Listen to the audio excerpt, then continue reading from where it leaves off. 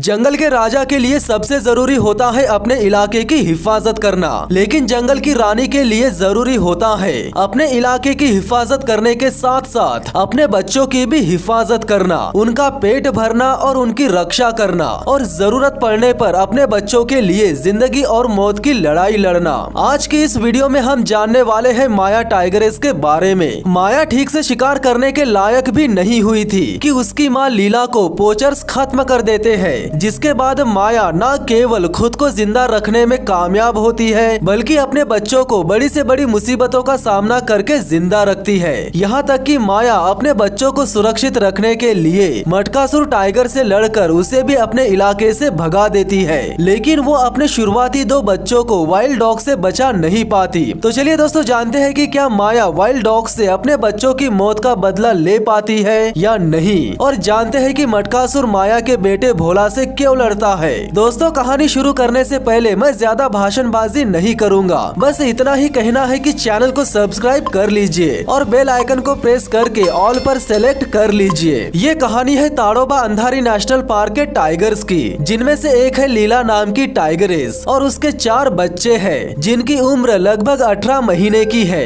ये सारे बच्चे फिलहाल अपनी माँ पर ही निर्भर करते हैं, लेकिन इन 4 बच्चों में से एक बच्ची सबसे अलग है। हालांकि वो सबसे छोटी है, इसके बावजूद भी उसका दबदबा सबसे ज्यादा है। वो न केवल हिम्मती है बल्कि आजाद भी है और उसका नाम है माया। माया की माँ लीला के पास ताड़ोबा का सबसे बड़ा इलाका है और वो अपने बच्चों को कभी खाने की कमी भी नहीं होने देती। लेकिन एक दिन जब वो शिकार करने गई थी तब वो कई दिनों तक वापस लौटकर ही नहीं आई, यानी माया की माँ लीला को पोचर्स ने खत्म कर दिया था। बच्चे अपनी माँ का इंतजार करते रहे, ये सोचकर कि देर से ही सही लेकिन उनकी माँ उनके लिए खाना लेकर जरूर आएगी। लेकिन इंतजार करते करते वक्त इतना ज्यादा बीत गया कि बच्चों को लगने लगा कि अब उनकी माँ कभी लौटकर नहीं आएगी, जिसके बाद माया अपने बड़े भाई बहनों को छोड़कर अकेले ही निकल गई खुद के दम पर जीने के लिए। माया इतनी छोटी है कि वो खुद के दम पर शिकार नहीं कर सकती। फिलहाल वो जिंदा रहने के लिए दूसरों के शिकार से काम चलाते रहती है, लेकिन इसे इस खतरनाक जंगल में सरवाइव करना है तो उसे खुद के दम पर शिकार करना सीखना ही होगा। वो कई महीनों तक जंगल में घूमती रहती है। इसका सीखना, खुद को हिम्मती बनाना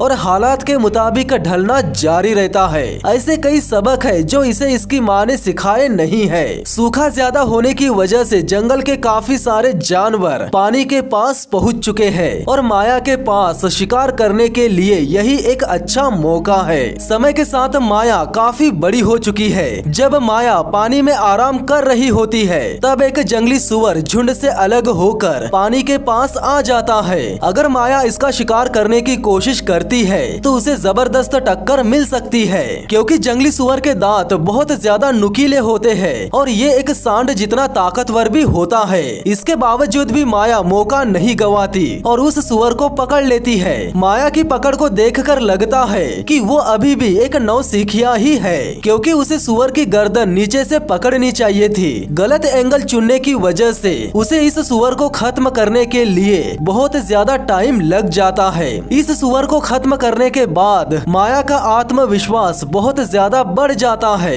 जिसके बाद वो किसी नर से मेटिंग करने के लिए अपने इलाके के आखिरी छोर पर गंध भी छोड़ती जाती है। जिसके कुछ ही दिनों बाद एक खाना बदोश नर माया के इलाके में आ जाता है और जो माया चाहती थी उसे उस नर से मिल जाता है। अब माया को अपने बच्चों की हिफाजत खुद करनी पड़ेगी। कुछ दिनों बाद माया के साथ 2 नन्हे नन्हे बच्चे नजर आते हैं। माया पहली बार माँ बनी है, इसीलिए उसे बहुत सारी चुनौतियों का सामना करना पड़ेगा। जब वो अपने बच्चों को अकेला छोड़कर शिकार करने जाती है तब ढोल यानी जंगली कुत्ते माया के बच्चों के आसपास ही रहते हैं। काफी देर तक मांद में रहने के बाद माया के बच्चे बोरियत दूर करने के लिए मांद में से बाहर निकल आते हैं, जिसके बाद जंगली कुत्ते माया के बच्चों को देख लेते हैं। कुछ समय बाद माया जब लौटकर आती है तो उसे केवल सन्नाटा ही नजर आता है, क्योंकि जंगली कुत्तों ने माया के दोनों बच्चों को खत्म कर दिया था। वो अपने बच्चों को न केवल ढूंढती रहती है बल्कि उन्हें आवाजें भी लगाती रहती है,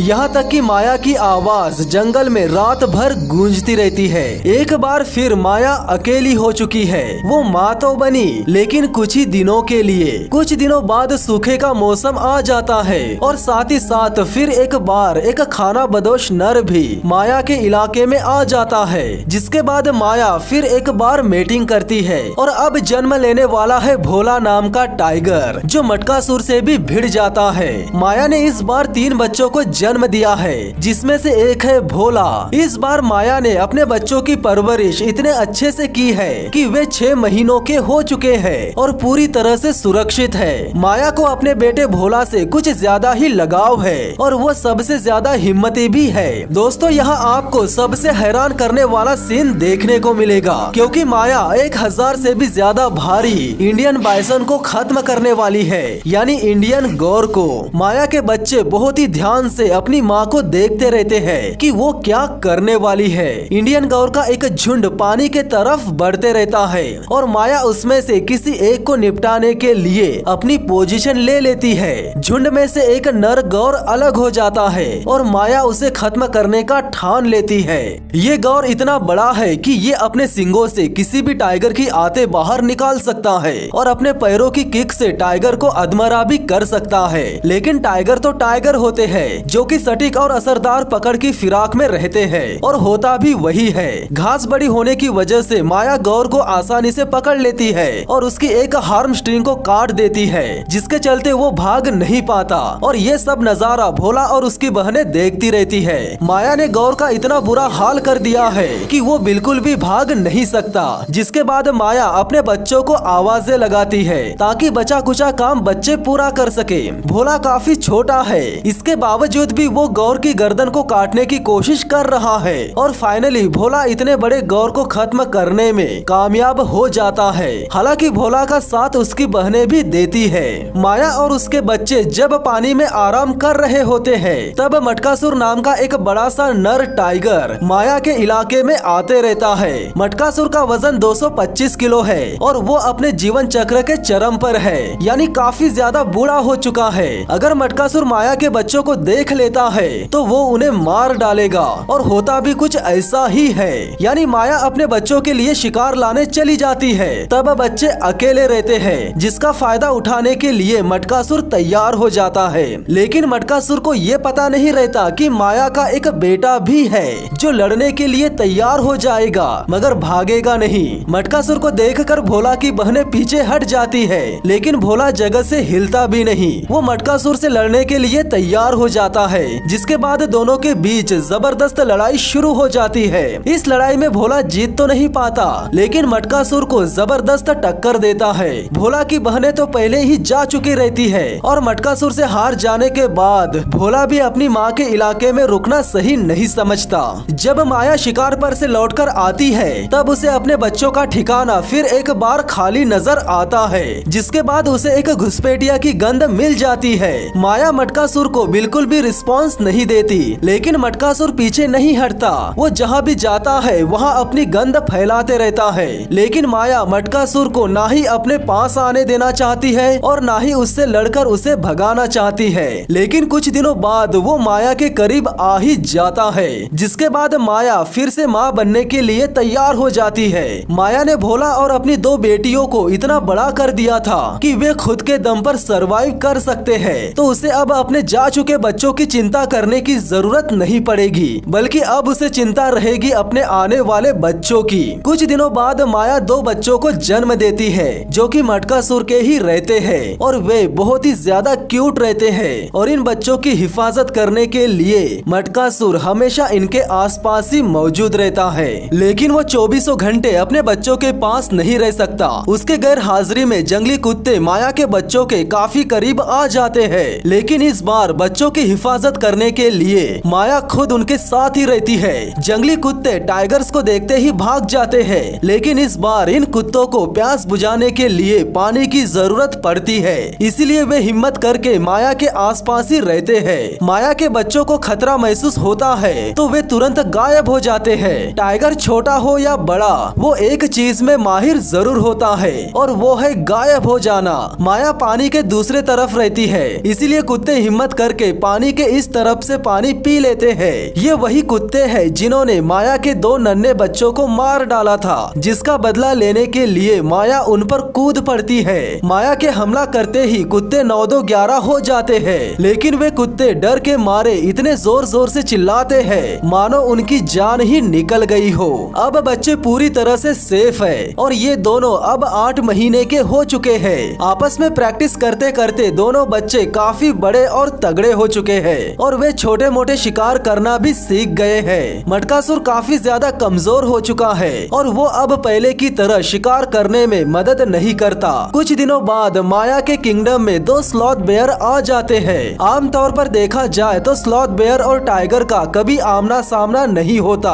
क्योंकि इनकी खुराक अलग अलग होती है। इसीलिए ज्यादातर मामलों में बाघ भालुओं को नजरअंदाज कर देते हैं, लेकिन मटकासुर ऐसा नहीं करता। वो इन भालुओं को देखते ही उन पर हमला करने की सोच लेता है। भालू 2 रहते हैं, एक माँ और एक बेटा। मटकासुर को देखकर माँ भालू उसके इरादे को जान लेती है, इसीलिए वो अपने बच्चे को छुपा देती है, जिसके बाद वो मटकासुर को भगाने की कोशिश करती है। मटकासुर को इस लड़ाई से कुछ भी हासिल नहीं होने वाला, फिर भी पता नहीं क्यों वो इस भालू के पीछे पड़ जाता है और उसे पूरी तरह से खत्म करने के लिए उसे अपने जबड़े में पकड़ लेता है। भालू माँ खुद को बचाने के लिए गोल मटोल हो जाती है और मटकासुर इसका दम घोटने की पूरी कोशिश करता है, लेकिन थोड़ी देर बाद मटकासुर की पकड़ छूट जाती है। मटकासुर भालू को आसान सा शिकार समझने की गलती कर देता है, जिसके चलते भालू को लड़ने के लिए मौका मिल जाता है, जिसके बाद मटकासुर को पीछे हटना ही पड़ता है। इसे मटकासुर की हार भी कह सकते हैं और नहीं भी,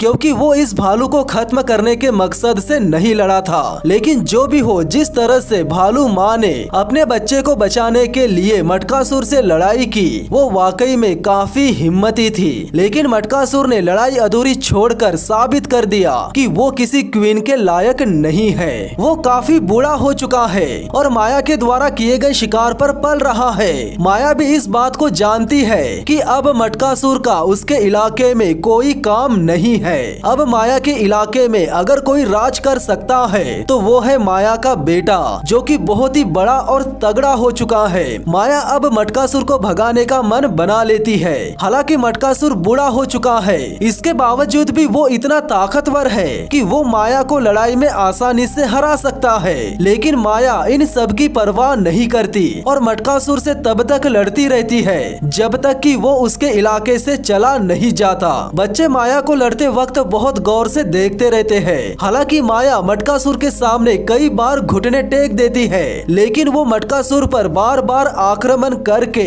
उसे अपने इलाके से भगाने में कामयाब हो जाती है। तो इस तरह से माया अपने इलाके और बच्चों को अपने कब्जे में रख पाती है, यानी ताड़ोबा की बादशाहत सही शासकों के हाथ में है। तो दोस्तों, आज के लिए बस इतना ही। अगर आपने अभी तक इस चैनल को सब्सक्राइब नहीं किया है तो कर लीजिए, साथ ही साथ बेल आइकन को भी दबा दीजिए, ताकि इसी तरह की इंटरेस्टिंग वीडियोस की नोटिफिकेशन आप लोगों तक सबसे पहले पहुंच सके। तो मिलते हैं बहुत ही जल्द नेक्स्ट वीडियो में, तब तक के लिए धन्यवाद।